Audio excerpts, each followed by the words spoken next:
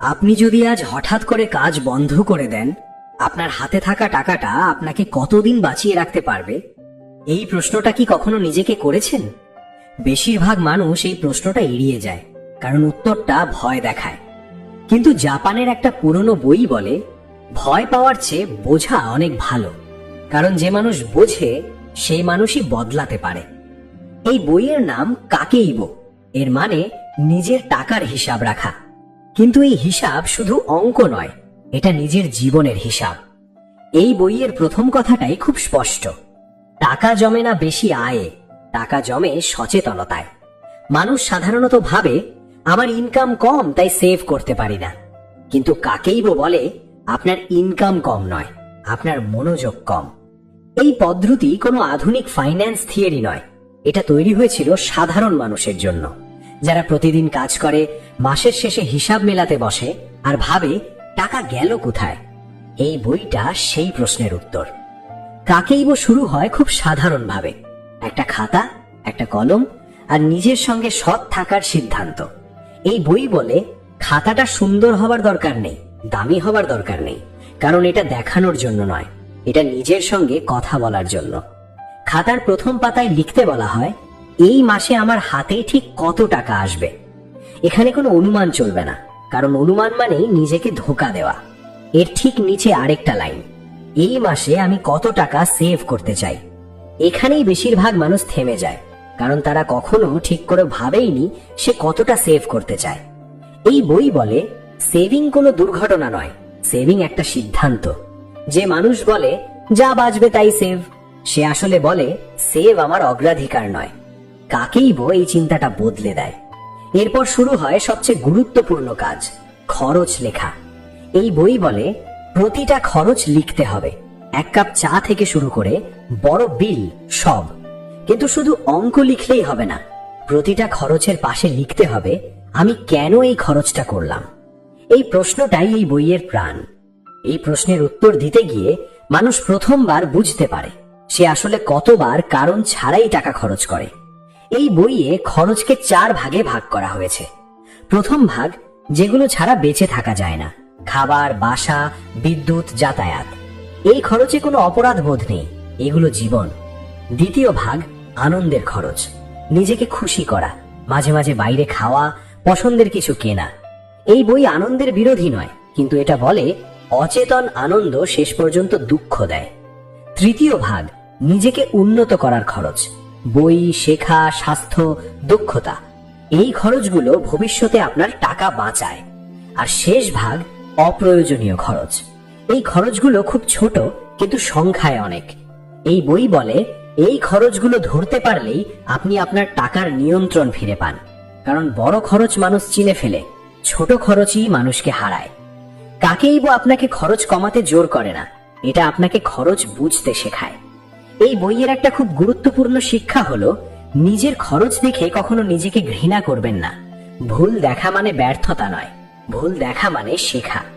মাসের শেষে খাতার পাতাগুলো উল্টে নিজেকে 3টে প্রশ্ন করতে বলা হয়। আমি কোথায় ভালো সিদ্ধান্ত নিয়েছি, আমি কোথায় অজান্তে টাকা দিয়েছি, আগামী মাসে আমি কি বদলাতে চাই। এই প্রশ্নগুলোর উত্তর লিখতে গিয়ে মানুষ ধীরে ধীরে বদলে যায়। কেউ জোর করে বদলায় না, বদলটা আসে বোঝা থেকে। এই বইয়ে খুব পরিষ্কার ভাবে বলা হয়েছে, প্রথম মাসে কোনো বড় ফল আশা করবেন না। প্রথম মাসে কাজ শুধু দেখা, দ্বিতীয় মাসে বোঝা, তৃতীয় মাসে অভ্যাস।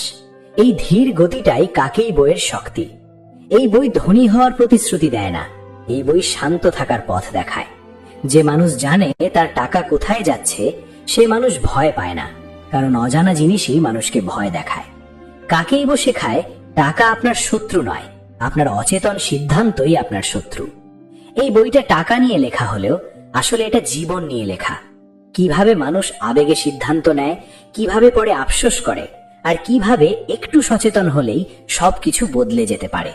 এই বইয়ের শেষ কথা খুব সহজ, টাকা জমাতে চাইলে আগে নিজের দিকে তাকান, কারণ যে মানুষ নিজের খরচ বোঝে সে মানুষ নিজের জীবনও বুঝতে শেখে। মানুষ সাধারণত ভাবে টাকা শেষ হয়ে যায় হঠাৎ করে, কিন্তু কাকেইবো বলে টাকা কখনো হঠাৎ শেষ হয় না, টাকা শেষ হয় ধীরে ধীরে, অজান্তে। এই বইটা আমাদের শেখায় এই অজান্তে শব্দটার মানে। বেশিরভাগ খরচ আমরা করি পরিকল্পনা করে নয়, পরিস্থিতির চাপে। ক্লান্ত থাকলে খরচ হয়, মন খারাপ থাকলে খরচ হয়, একাকিত্বে খরচ হয়, অভ্যাসে খরচ হয়। এই বই বলে টাকা খরচ করার পেছনে সবচেয়ে বড় কারণ টাকা নয়, মানসিক অবস্থা। এই কারণেই কাকেইব খরচের অঙ্কের চেয়ে খরচের কারণকে বেশি গুরুত্ব দেয়। যখন আপনি লিখতে বসেন আমি কেন এই খরচটা করলাম, তখন আপনি প্রথমবার নিজের মনের ভেতর তাকান। আপনি বুঝতে পারেন এই খরচটা দরকার থেকে আসেনি, এটা এসেছে ক্লান্তি থেকে বা বিরক্তি থেকে বা শুধু অভ্যাস থেকে। এই উপলব্ধিটাই এই বইয়ের সবচেয়ে বড় শিক্ষা। কারণ টাকা কমানো সহজ নয়, কিন্তু অজান্তে টাকা খরচ করা কমানো সম্ভব। এই বইয়ে বলা হয়েছে যে মানুষ নিজের খরচ লিখে সে মানুষ নিজের আবেগ চিনতে শেখে, আর যে মানুষ নিজের আবেগ চিনতে পারে সে মানুষ নিজের জীবন নিয়ন্ত্রণ করতে পারে। কাকেইব কখনো বলে না এই খরচটা খারাপ, এটা শুধু জিজ্ঞেস করে এই খরচটা কি সচেতন ছিল। এই বইয়ে একটা খুব গভীর কথা আছে, সব খরচ বন্ধ করা যায় না, কিন্তু সব খরচ বোঝা যায়, আর বোঝাটাই যথেষ্ট। কারণ বোঝার পর মানুষ নিজে থেকেই বদলাতে শুরু করে। এই পদ্ধতিতে সবচেয়ে আশ্চর্যের বিষয় হলো আপনি নিজেকে কষ্ট দেন না, তবু সেভিং বাড়ে। আপনি আনন্দ ছাড়েন না, তবু অপ্রয়োজনীয় খরচ কমে। এই বই বলে আনন্দ আর অপচয়ের মধ্যে পার্থক্য আছে। আনন্দ আপনাকে শান্ত করে, অপচয় আপনাকে শূন্য করে। এই পার্থক্যটা বুঝে ফেললেই টাকা জমতে শুরু করে। এই বইয়ে মাসের শেষে নিজের খাতার দিকে তাকাতে বলা হয়েছে। সেই মুহূর্তটা খুব গুরুত্বপূর্ণ, কারণ তখন আপনি আর অনুমান করছেন না, আপনি দেখছেন আপনার টাকা কোথায় গেছে, আপনার সিদ্ধান্তগুলো কেমন ছিল, আপনি কোথায় ভালো ছিলেন আর কোথায় অজান্তে ভুল করেছেন। এই দেখাটাই মানুষকে শক্ত করে, কারণ অজানা মানুষকে দুর্বল করে, জানা মানুষকে শক্ত করে। এই বইয়ের একটা বড় শিক্ষা হলো নিজের সেভিংকে কখনো ছোট ভাববেন না। 500 টাকা সেভ করাও সেভিং, 100 টাকা সেভ করাও সেভিং। পরিমাণ নয়, নিয়মটাই আসল। কারণ যে মানুষ নিয়ম মানতে শেখে সে মানুষ বড় সিদ্ধান্তও সামলাতে পারে। এই বইয়ে বলা হয়েছে যে মানুষ আজ নিজের খরচ বোঝে আগামী দিনে সে মানুষ নিজের ইনভেস্টমেন্টও বুঝতে পারবে। কারণ ভিত্তি না থাকলে উপরের কিছুই টেকে না। কাকেইব আসলে একটা ভিত্তি। এই বইয়ের ভাষা খুব শান্ত, এটা চিৎকার করে না, এটা ভয় দেখায় না, এটা ধীরে ধীরে কথা বলে। এই বই আপনাকে বলে না তুমি ভুল করছো, এটা বলে চলো দেখি কি হচ্ছে। এই দেখার অভ্যাসটাই মানুষকে বদলে দেয়। এই বই পড়ে বোঝা যায় অর্থনৈতিক স্বাধীনতা মানে লাখ লাখ টাকা থাকা নয়। অর্থনৈতিক স্বাধীনতা মানে নিজের টাকার উপর ভরসা থাকা। যে মানুষ জানে তার টাকা কোথায় যাচ্ছে সে মানুষ ভবিষ্যৎ নিয়ে আতঙ্কে ভোগে না, কারণ সে জানে সে অন্ধ নয়। এই বইয়ের শেষের দিকে একটা খুব সুন্দর কথা আছে, টাকা জমানো কোনো যুদ্ধ নয়, এটা একটা সম্পর্ক।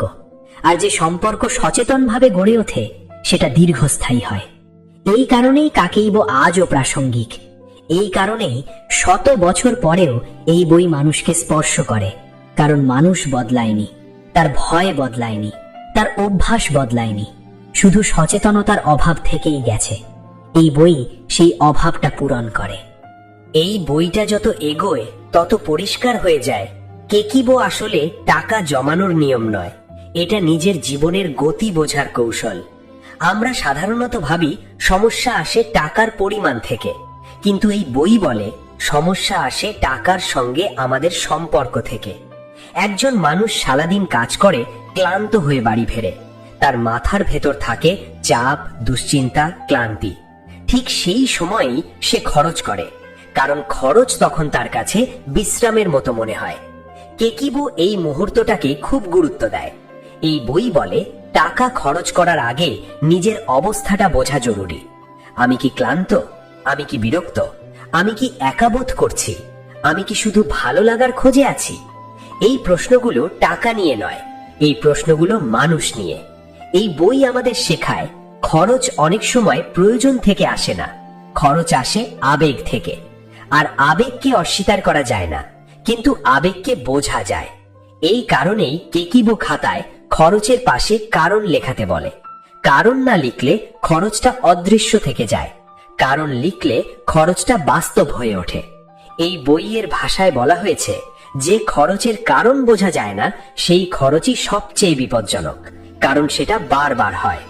এই বইয়ে আরেকটা গুরুত্বপূর্ণ দিক তুলে ধরা হয়েছে, নিজের জীবনের ছন্দ। সব মানুষের খরচের ধরন এক নয়। কারো খরচ বেশি সকালে, কারো খরচ বেশি রাতে, কারো খরচ বেশি মাসের শুরুতে, কারো খরচ বেশি মাসের শেষে। কেকিবো বলে, এই ছন্দটা ধরতে পারলেই নিজেকে নিয়ন্ত্রণ করা সহজ হয়। যে মানুষ জানে সে কখন দুর্বল হয়, সে মানুষ সেই সময় সাবধান হতে পারে। এই বইয়ে বারবার বলা হয়েছে, নিজের দুর্বলতা লুকোবেন না। লুকোলে সেটা শক্তিশালী হয়, দেখলে সেটা ছোট হয়ে যায়।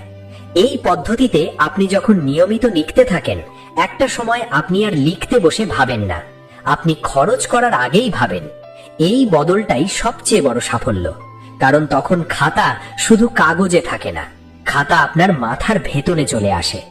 এই বইয়ে খুব স্পষ্টভাবে বলা হয়েছে, অর্থনৈতিক শৃঙ্খলা মানে নিজেকে শাস্তি দেওয়া নয়, নিজেকে বোঝা। যে মানুষ নিজের সীমা বোঝে, সে মানুষ সেই সীমার ভেতরেই শান্ত থাকে। এই বইটা পড়ে বোঝা যায়, অপ্রয়োজনীয় খরচ আসলে অপ্রয়োজনীয় চাপ। যখন খরচ কমে, শুধু টাকা বাঁচে না, মানসিক চাপও কমে। এই কারণেই কেকিবো শুধু সেভিং বাড়ায় না, এটা মানসিক শান্তিও বাড়ায়। এই বইয়ের আরেকটা গভীর শিক্ষা হলো, আজকের ছোট সিদ্ধান্তগুলোই আগামী দিনের বড় বাস্তবতা তৈরি করে। আজ আপনি যদি লিখে রাখেন, আগামী দিনে আপনি ভেবে সিদ্ধান্ত নেবেন। আজ আপনি যদি ভেবে সিদ্ধান্ত নেন, আগামী দিনে আপনি ভয় কম পাবেন। এই বইটা ধনী হওয়ার স্বপ্ন দেখায় না, এই বই স্বচ্ছ হওয়ার পথ দেখায়। স্বচ্ছতা নিজের কাছে, স্বচ্ছতা নিজের জীবনের কাছে। এই বইয়ের শেষ দিকে একটা কথা খুব জোর দিয়ে বলা হয়েছে, নিজের সঙ্গে ধৈর্য ধরুন। আপনি আজ যে অভ্যাস বদলাতে চাইছেন, সেটা বছরের পর বছর ধরে তৈরি হয়েছে। এক মাসে সব বদলাবে না, কিন্তু এক মাসে দিক বদলাবে। এই দিক বদলটাই সবচেয়ে গুরুত্বপূর্ণ, কারণ দিক ঠিক থাকলে গন্তব্য একদিন ঠিকই আসে। কেকিবো তাই ধীরে চলতে বলে, থামতে বলে, লিখতে বলে, ভাবতে বলে। এই বইটা আমাদের মনে করিয়ে দেয়, টাকা আমাদের জীবন নয়, কিন্তু টাকা আমাদের জীবনের প্রতিফলন। যে জীবন অগোছালো, তার টাকাও অগোছালো হয়। যে জীবন সচেতন, তার টাকাও ধীরে ধীরে শৃঙ্খলায় আসে। এই বইটা শেষ করলে একটা জিনিস পরিষ্কার হয়ে যায়, টাকা জমাতে চাইলে আগে নিজেকে জানতে হবে, আর নিজেকে জানার এই যাত্রাটাই কেকিবো। এই বইয়ের কথাগুলো যত গভীরে যায়, তত বোঝা যায়, কাকেইবো আসলে ভবিষ্যৎ নিয়ে নয়, বর্তমান নিয়ে কাজ করে। আমরা প্রায়ই ভবিষ্যতের কথা ভেবে টাকা জমাতে চাই, বড় বাড়ি, ভালো জীবন, নিরাপত্তা। কিন্তু এই বই বলে, ভবিষ্যৎ ঠিক হয় বর্তমানের আচরণে। আজ তুমি যেভাবে খরচ করছো, আজ তুমি যেভাবে নিজেকে সামলাচ্ছ, সেটাই আগামী দিনের ভিত্তি। এই কারণেই কাকেইবো আজকের দিনের ওপর এত জোর দেয়। এই বইয়ে বলা হয়েছে, প্রতিদিনের ছোট খরচগুলোকে অবহেলা করাই সবচেয়ে বড় ভুল। এক কাপ চা, একটা অনলাইন অর্ডার, একটা ছোট্ট সাবস্ক্রিপশন, এগুলো একা একা কিছুই না, কিন্তু একসাথে হলে এগুলোই মাসের শেষে ভারী হয়ে ওঠে। কাকেইবো এই ছোট খরচগুলোকে সামনে এনে দাঁড় করায়, লুকোনোর সুযোগ দেয় না। এই বই বলে, যেটা চোখের সামনে থাকে সেটার উপর নিয়ন্ত্রণ রাখা সহজ, আর যেটা চোখের আড়ালে থাকে সেটাই আস্তে আস্তে জীবন নিয়ন্ত্রণ করে। এই পদ্ধতিতে যখন কেউ নিয়মিত লিখতে থাকে, তখন সে বুঝতে শুরু করে তার আসল প্রয়োজন কতটা কম। অনেক খরচই আসলে না কিনলেও চলতো ক্যাটাগরিতে পড়ে। এই উপলব্ধিটাই সবচেয়ে শক্তিশালী, কারণ তখন মানুষ জোর করে কিছু ছাড়ে না, নিজে থেকেই ছেড়ে দেয়। এই বইয়ে আরো বলা হয়েছে, নিজেকে তুলনা করা বন্ধ করতে। অন্যের জীবন, অন্যের খরচ, অন্যের স্টাইল, এই তুলনাই আমাদের অপ্রয়োজনীয় খরচ বাড়ায়। কাকেইবো শেখায় নিজের হিসাব নিজের সঙ্গে মিলাতে। আজ আমি গত মাসের চেয়ে ভালো কিনা, এই প্রশ্নটাই যথেষ্ট। এই বইয়ের আরেকটি গভীর দিক হলো নিজের সাফল্যকে স্বীকার করা। একদিন কম খরচ হলে, এক সপ্তাহ নিয়ম মানতে পারলে সেটাকে ছোট করে দেখা যাবে না। এই ছোট সাফল্যই দীর্ঘ অভ্যাস গড়ে তোলে। কাকেইবো শাস্তির ভাষা ব্যবহার করে না, এটা উৎসাহের ভাষায় কথা বলে। ভুল হলে বলবে, দেখো এখানটা বোঝা দরকার। সফল হলে বলবে, এটাই ঠিক পথ। এই বইয়ে কোথাও চাপ নেই, কোথাও ভয় দেখানো নেই, কারণ এই বই জানে ভয় মানুষ বদলায় না, বোঝায় মানুষ বদলায়। এই পদ্ধতিতে যখন কেউ নিজের খরচ বুঝতে শুরু করে, তখন তার সিদ্ধান্তেও ধীরে ধীরে বদলে যায়। সে আর হঠাৎ কিছু কেনে না, সে অপেক্ষা করতে শেখে। এই অপেক্ষাটাই অর্থনৈতিক স্বাধীনতার প্রথম ধাপ। এই বইয়ের শেষের দিকে একটা কথা খুব পরিষ্কারভাবে উঠে আসে, জমানো টাকা শুধু ভবিষ্যতের জন্য নয়, বর্তমানকে হালকা করার জন্যেও। যে মানুষ জানে তার হাতে কিছু সঞ্চয় আছে, সে মানুষ আজ একটু শান্ত থাকে। এই শান্তিটাই এই বইয়ের আসল লক্ষ্য। কাকেইবো তাই ধনী হওয়ার গল্প বলে না, এটা শান্ত থাকার গল্প বলে। এই বই শেষ হলে আপনি বুঝতে পারবেন টাকা আর ভয়ের কারণ নয়, টাকা তখন একটা টুল, নিজেকে বোঝার একটা আয়না। এই আয়নায় তাকাতে সাহস লাগে, কিন্তু একবার তাকালে জীবন অনেক সহজ হয়ে যায়। এই বই আমাদের শেষ পর্যন্ত যেটা শেখায় সেটা খুব সাধারণ। নিজের জীবনের ভার নিজের হাতে নাও, ধীরে নাও, সচেতন ভাবে নাও। এই ধীর সচেতন পথটাই কাকেইবো। এই বইটা শেষের দিকে এসে একটা খুব সাধারণ কিন্তু গভীর সত্য রেখে যায়। আমরা ভাবি টাকা জমালে জীবন বদলাবে, কিন্তু কাকেইবো বলে জীবন বদলালে তবেই টাকা জমতে শুরু করে। যখন মানুষ নিজের দৈনন্দিন সিদ্ধান্তগুলোতে সচেতন হয়, যখন সে জানে কেন সে খরচ করছে, কখন সে খরচ করছে, আর আদৌ তার দরকার আছে কিনা, তখন আর আলাদা করে নিয়ন্ত্রণ করতে হয় না। নিয়ন্ত্রণ তখন স্বাভাবিক হয়ে যায়। এই বইয়ে কোথাও দ্রুত বড়লোক হওয়ার কথা নেই, কোথাও রাতারাতি সাফল্যের গল্প নেই, কারণ এই বই বাস্তব মানুষের জন্য লেখা। এই বই জানে জীবন ধীরে চলে, পরিবর্তনও ধীরে আসে, কিন্তু ধীরে আসা পরিবর্তনই সবচেয়ে স্থায়ী হয়। কাকেইবো আমাদের শেখায় নিজের জীবনের সঙ্গে সৎ হতে। যে খরচটা আসলে আনন্দ দেয় না সেটাকে বাদ দিতে, যে খরচটা সত্যিই প্রয়োজন সেটাকে সম্মান দিতে। এই সম্মান থেকেই একটা ভারসাম্য তৈরি হয়। এই বইটা পড়ে বা বুঝে নেওয়ার পর একটা জিনিস পরিষ্কার হয়ে যায়, টাকা জমা মানে কষ্ট করা নয়, টাকা জমা মানে সচেতন ভাবে বাঁচা। যখন আপনি কম কিনে বেশি শান্ত থাকেন, যখন আপনার মাসের শেষে ভয় কমে যায়, যখন আপনার মাথার ভেতরের চাপ হালকা হয়, তখনই এই পদ্ধতি কাজ করেছে। কাকেইবো আমাদের বলে নিজের গতিতে চলতে, অন্যের সঙ্গে তুলনা না করতে, আজকে গতকালের চেয়ে একটু ভালো হতে। এই একটু ভালো হওয়াটাই শেষ পর্যন্ত বড় পরিবর্তন নিয়ে আসে। এই বই শেষ হয় কোনো কঠিন নিয়ম দিয়ে নয়, শেষ হয় একটা অনুভূতি দিয়ে।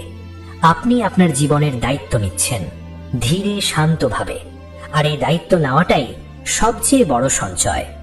যদি এই ভিডিওর কথাগুলো আপনাকে নতুন ভাবে ভাবতে সাহায্য করে থাকে, যদি আপনি নিজের খরচ, নিজের অভ্যেস নিয়ে একটু থামতে শিখে থাকেন, তাহলে এই ভিডিওটি লাইক করুন, আপনার মতামত কমেন্টে লিখুন, এবং এমন আরো চিন্তাশীল বইয়ের সারাংশ পেতে এই চ্যানেলটি সাবস্ক্রাইব করুন। এই ভিডিওটি শেয়ার করুন সেই মানুষগুলোর সঙ্গে যারা টাকা নয়, শান্তি খুঁজছে।